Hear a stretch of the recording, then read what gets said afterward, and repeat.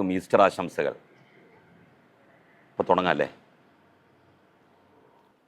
സംഘപരിവാർ ഉത്തരേന്ത്യയെപ്പോലെ കേരളത്തിലും അവരുടെ കൊലപാതക രാഷ്ട്രീയം കാലങ്ങളായിട്ട് പരീക്ഷിച്ചുകൊണ്ടിരിക്കുകയാണ്. ന്യൂനപക്ഷങ്ങൾക്കെതിരായിട്ടുള്ള അവരുടെ ഇത്തരം നീക്കങ്ങൾക്ക് അവർ തിരഞ്ഞെടുത്തിരിക്കുന്ന പ്രദേശമാണ് കാസർഗോഡ്. കഴിഞ്ഞ കുറച്ച് വർഷങ്ങളായി യു പിയിൽ 10,000-ലധികം ആളുകളാണ് എൻകൗണ്ടർ അറ്റാക്കുകളിൽ മരണപ്പെട്ടത് എന്നാണ് കണക്കുകൾ സൂചിപ്പിക്കുന്നത്. ഇന്നലെ മുക്താർ അൻസാരി എന്ന് പറയുന്ന MLA ജയിലിൽ വെച്ച് മരണപ്പെട്ടിരിക്കുന്നു. ഞാൻ ഈ അടുത്ത് യു പിയിൽ പോയ സമയത്ത് 5 മുസ്ലിം MLA-മാരാണ് അവിടെ ജയിലറക്കുള്ളിലുള്ളത്. ED-യുമായി ബന്ധപ്പെട്ട കേസും മറ്റു ചില കേസുകളുമായിട്ടൊക്കെ ബന്ധപ്പെട്ട് വലിയ തോതിലുള്ള അക്രമ പ്രവർത്തനങ്ങളാണ് രാമക്ഷേത്രത്തിൻ്റെ പ്രാണപ്രതിഷ്ഠയ്ക്ക് ശേഷം ഉത്തരേന്ത്യയിൽ പൊതുവിലും യു പിയിൽ പ്രത്യേകിച്ചും നടന്നുകൊണ്ടിരിക്കുന്നത്. വഴിയെ പോകുന്നവരെ മുഴുവൻ ബലാത്കാരം പിടിച്ച് നിർത്തി അവരുടെ താടിക്ക് പിടിക്കുകയും തലപ്പാവുകൾ തട്ടിത്തെറിപ്പിക്കുകയും അവരെ കൊണ്ട് ജയ് ശ്രീറാം വിളിപ്പിക്കുകയും ചെയ്യുന്ന പ്രവണത കൂടി വരികയാണ്. ഇത് ലോകത്ത് മറ്റൊരു രാജ്യത്തും നമുക്ക് കാണാൻ വേണ്ടി കഴിയില്ല. യൂറോപ്യൻ രാജ്യങ്ങളിൽ ഈശോ മിശിഹാക്ക് സ്തുതിയായിരിക്കട്ടെ എന്ന് ആരും ആരെക്കൊണ്ടും നിർബന്ധിച്ച് വിളിപ്പിക്കുന്നില്ല. മധ്യപൗരസ്ത്യ രാജ്യങ്ങളിൽ അല്ലാഹു അക്ബറും ആരെക്കൊണ്ടും നിർബന്ധിച്ച് വിളിപ്പിക്കുന്നത് നമുക്ക് കാണാൻ കഴിയില്ല. സമാനമായ രീതിയിലേക്ക് കേരളത്തെയും കൊണ്ടുപോകാൻ വേണ്ടിയിട്ടുള്ള സംഘടിതമായിട്ടുള്ള നീക്കങ്ങൾ കുറച്ച് വർഷങ്ങളായി സംഘപരിവാർ നടത്തിവരികയാണ്. അതിൻ്റെ ഏറ്റവും അവസാനത്തെ ഉദാഹരണമാണ് കാസർഗോട്ട് വധിക്കപ്പെട്ട റിയാസ് മൗലവിയുടെ ക്രൂരമായ കൊലപാതകം സൂചിപ്പിക്കുന്നത്. 2008 മുതൽ 2017 വരെയുള്ള 9 വർഷ കാലയളവിനുള്ളിൽ കാസർഗോഡ് പോലീസ് സ്റ്റേഷൻ അതിർത്തിയിൽ മാത്രം 6 പേരാണ് സംഘപരിവാറുകാരാൽ കൊല്ലപ്പെട്ടത്. കാസർഗോഡ് ജില്ലയിലല്ല, കാസർഗോഡ് പോലീസ് സ്റ്റേഷൻ അതിർത്തിയിൽ മാത്രം. 22 വയസ്സുകാരനായ സിനാൻ, 56 വയസ്സുകാരനായ മുഹമ്മദ്, 24 വയസ്സുകാരനായ റിഷാദ്, 19 വയസ്സുകാരനായ സാബിത്ത്, 22-കാരനായ സൈനുൽ ആബിദ്, 6-ാമത്തെ ആളാണ് റിയാസ് മൗലവി. കാസർഗോഡിൻ്റെ മറ്റു ഭാഗങ്ങളിൽ ഈ കാലയളവിൽ സംഘപരിവാറുകാരാൽ വധിക്കപ്പെട്ടവർ വേറെയുമുണ്ട്. അവരുടെ പേരുകൾ ഇവിടെ വ്യക്തമാക്കുന്നില്ല. റിയാസ് മൗലവി വധിക്കപ്പെട്ട ശേഷം സർക്കാർ വളരെ ശക്തമായിട്ടുള്ള ഇടപെടലാണ് ആ കാര്യത്തിൽ നടത്തിയത്. സംഭവം നടന്ന് 85 ദിവസത്തിനകം റിയാസ് മൗലവിയുടെ കുടുംബം ആവശ്യപ്പെട്ട പ്രകാരം അഡ്വക്കേറ്റ് അശോകനെ സർക്കാർ പബ്ലിക് പ്രോസിക്യൂട്ടറായി നിയമിച്ചു. 89 ദിവസത്തിനകം കുറ്റപത്രം സമർപ്പിച്ചു. അതേ തുടർന്ന് 3 പ്രതികൾ അറസ്റ്റ് ചെയ്യപ്പെട്ടു. ആ 3 പ്രതികൾ 7 വർഷമായി ജയിലിലാണ്. ഈ 7 കൊല്ലത്തിനിടക്ക് ഒരു ദിവസം പോലും അവർക്ക് ജാമ്യം ലഭിച്ചിട്ടില്ല. കോവിഡ് കാലത്ത് പല തടവുപുള്ളികൾക്കും ജാമ്യം ലഭിക്കുന്ന സ്ഥിതി ഉണ്ടായെങ്കിലും റിയാസ് മൗലവിയുടെ ഘാതകർക്ക് ആ സമയത്തും ജാമ്യം നിഷേധിക്കാൻ തക്ക രൂപത്തിലുള്ള പോലീസ് റിപ്പോർട്ടാണ് പോലീസ് നൽകിയത്. അതുപോലെ തന്നെ സർക്കാരിൻ്റെ ഭാഗത്തു നിന്നും ശക്തമായിട്ടുള്ള ഇടപെടൽ ഉണ്ടായി. ഒരുപക്ഷെ കേരളത്തിൽ ഇത്രയും കാലം ഒരു വധക്കേസുമായി ബന്ധപ്പെട്ട് ജാമ്യം കിട്ടാതെ പ്രതികൾ ജയിലിൽ കിടന്നിട്ടുണ്ടാകുമോ എന്നുള്ളത് സംശയമാണ്. അഡ്വക്കേറ്റ് അശോകൻ ഈ കേസിൻ്റെ വിചാരണക്ക് തൊട്ടു മുമ്പ് മരണപ്പെടുകയുണ്ടായി. അദ്ദേഹത്തിൻ്റെ മരണശേഷം അശോകൻ്റെ അസിസ്റ്റൻ്റായിട്ടുള്ള, അദ്ദേഹത്തിൻ്റെ ജൂനിയറായിട്ട് വർക്ക് ചെയ്തിരുന്ന അഡ്വക്കേറ്റ് ഷാജിത്ത് എന്ന് പറയുന്നയാളെ പബ്ലിക് പ്രോസിക്യൂട്ടറാക്കണം എന്ന് റിയാസ് മൗലവിയുടെ കുടുംബം ആവശ്യപ്പെട്ടു. 1.5 മാസം കൊണ്ടാണ് സർക്കാർ അക്കാര്യത്തിൽ തീരുമാനമെടുത്തത്. കോഴിക്കോട് DCC പ്രസിഡന്റ് പ്രവീൺ കുമാറിൻ്റെ അടുത്ത ബന്ധു കൂടിയാണ് അഡ്വക്കേറ്റ് ഷാജിത്ത്. ഈ വധവുമായി ബന്ധപ്പെട്ട് ഇപ്പോൾ കാസർഗോഡ് കോടതിയുടെ വിധി വന്നിരിക്കുകയാണ്. ഈ 3 പ്രതികളെയും കുറ്റവിമുക്തരാക്കിയിരിക്കുകയാണ്.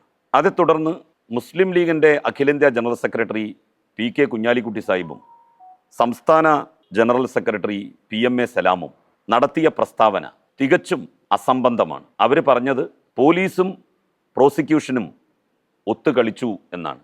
കോടതിയുടെ വിധി എങ്ങനെ വരും എന്ന് നമുക്ക് ആർക്കും പ്രഡിക്റ്റ് ചെയ്യാൻ വേണ്ടി കഴിയില്ല.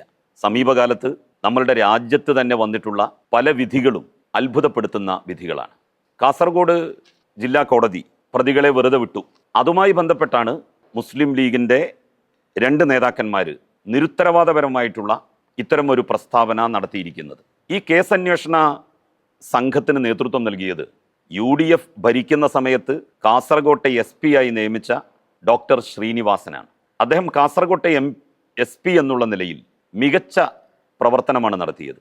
എല്ലാ വിഭാഗം ആളുകളുടെയും പിന്തുണ അദ്ദേഹത്തിന് ആർജിക്കാൻ വേണ്ടി കഴിഞ്ഞു. അതുകൊണ്ട് തന്നെയാണ് അദ്ദേഹത്തെ അന്വേഷണ ചുമതലയുടെ തലവനാക്കണം എന്ന് ഏതാണ്ട് എല്ലാ രാഷ്ട്രീയ പാർട്ടികളും റിയാസ് മൗലവിയുടെ ഘാതകരെ പിടികൂടണമെന്നാവശ്യപ്പെട്ടുകൊണ്ട്, ശിക്ഷിക്കണമെന്നാവശ്യപ്പെട്ടുകൊണ്ട് രൂപം കൊണ്ട ആക്ഷൻ കമ്മിറ്റിയും നിർദ്ദേശിച്ചത്. ലീഗിൻ്റെ അവിടുത്തെ MLA ഉൾപ്പെടെ ഡോക്ടർ ശ്രീനിവാസൻ ആ ചുമതല ഏൽപ്പിക്കാൻ അർഹനാണ് എന്ന് അഭിപ്രായപ്പെട്ടവരാണ്. അദ്ദേഹത്തിൻ്റെ നേതൃത്വത്തിലാണ് കുറ്റമറ്റ രീതിയിൽ കേസ് അന്വേഷണം നടന്നത്. ഒരു സാക്ഷി പോലും കൂറുമാറാത്ത അത്യപൂർവം കേസുകളിൽ ഒന്നാണ് റിയാസ് മൗലവി വധവുമായി ബന്ധപ്പെട്ട കേസ്. റിയാസ് മൗലവിയുടെ കുടുംബം, അതുപോലെ തന്നെ കേരളത്തിലെ ജനങ്ങളും കോടതി വിധി വളരെ പ്രതീക്ഷയിലാണ് കാത്തിരുന്നത്. പക്ഷേ എല്ലാവരെയും നിരാശപ്പെടുത്തുന്ന വിധിയാണ് ഉണ്ടായത്. പ്രോസിക്യൂഷനും പോലീസും ഒത്തുകളിച്ചു എന്ന് പറയുന്നവർ, പോലീസും പ്രോസിക്യൂഷനും ഇക്കാര്യത്തിൽ എടുത്തിട്ടുള്ള എഫർട്ട് കാണാതെ പോവുകയാണ്. നന്നായി ജോലി ചെയ്യുന്ന ഉദ്യോഗസ്ഥന്മാർ വരെ മാനസികമായി തളരുന്ന സ്ഥിതിയാണ് ഇതിലൂടെ ഉണ്ടാവുക. ജില്ലാ കോടതിയുടെ വിധി അന്തിമ വിധിയല്ല. ആ വിധിക്കെതിരായിട്ട് അപ്പീൽ പോകാം. സർക്കാർ ആ കാര്യം ഗൗരവപൂർവ്വം തന്നെ പരിഗണിക്കുന്നുണ്ട് എന്നാണ് ഞാൻ മനസ്സിലാക്കുന്നത്. അതിൻ്റെ കാര്യങ്ങളൊക്കെ തന്നെ വേണ്ടതുപോലെ നടക്കും. ഡോക്ടർ ശ്രീനിവാസൻ നേതൃത്വം നൽകിയ അന്വേഷണ സംഘം പ്രോസിക്യൂഷനുമായി ഒത്തുകളിച്ചു എന്നാണല്ലോ ഇപ്പോൾ ലീഗ് നേതാക്കന്മാർ പറയുന്നത്. അങ്ങനെ ഒത്തുകളിച്ചു എങ്കിൽ ഡോക്ടർ ശ്രീനിവാസൻ അത്തരക്കാരനാവണമല്ലോ. ആ അഭിപ്രായം ലീഗിൻ്റെ ദേശീയ ജനറൽ സെക്രട്ടറിക്കുണ്ടോ? ലീഗിൻ്റെ സംസ്ഥാന ജനറൽ സെക്രട്ടറിക്കുണ്ടോ? കാസർഗോട്ടെ മുസ്ലിം ലീഗിൻ്റെ നേതാക്കന്മാർക്കുണ്ടോ? P. ജയരാജനെ വധിക്കാൻ വേണ്ടി ശ്രമിച്ച കേസുമായി ബന്ധപ്പെട്ട് കോടതി വിധി പറഞ്ഞത് സമീപ ദിവസങ്ങളിലാണല്ലോ.